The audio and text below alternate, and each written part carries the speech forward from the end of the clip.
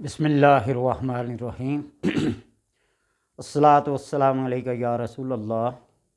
وعلی آلکہ و صحابکہ یا حبیب اللہ اللہم صلی علی محمد وعلی آل محمد صلی اللہ علیکہ یا محمد نور من نور اللہ۔ قرآن پاک کی یہ آیت جو آیت کریمہ کے نام سے مشہور ہے، سورہ انبیاء 17واں سپارہ، حضرت یونس علیہ السلام کی دعا جو مچھلی کے پیٹ میں انہوں نے پڑھی،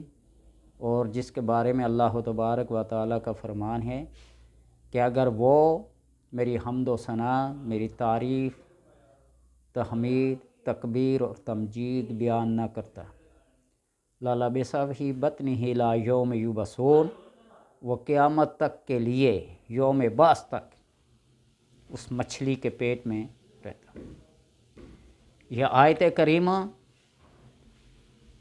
اندھیروں میں روشنی کرنے والی،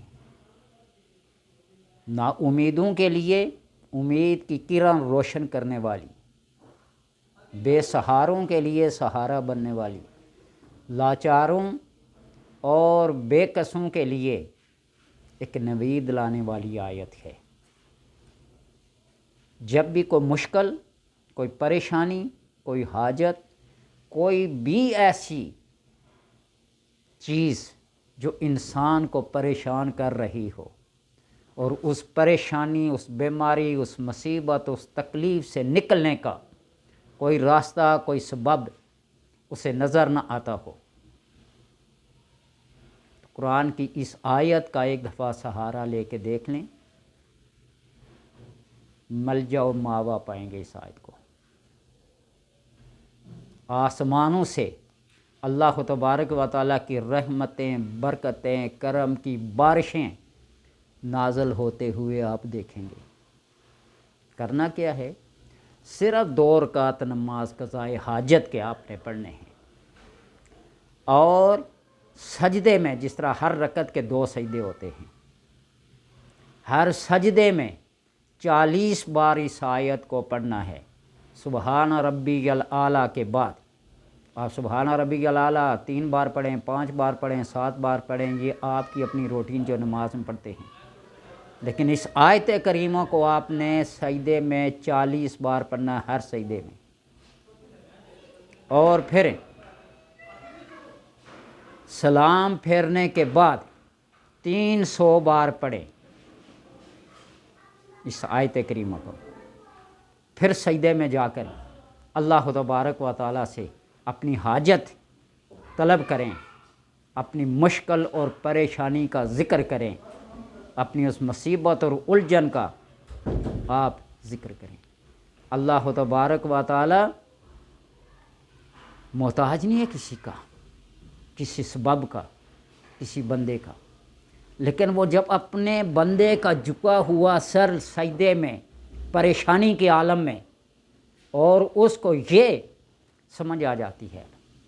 کہ سوائے اللہ تبارک و تعالیٰ کے میرا کوئی حاجت روا نہیں ہے، کوئی مسبب الاسباب نہیں ہے،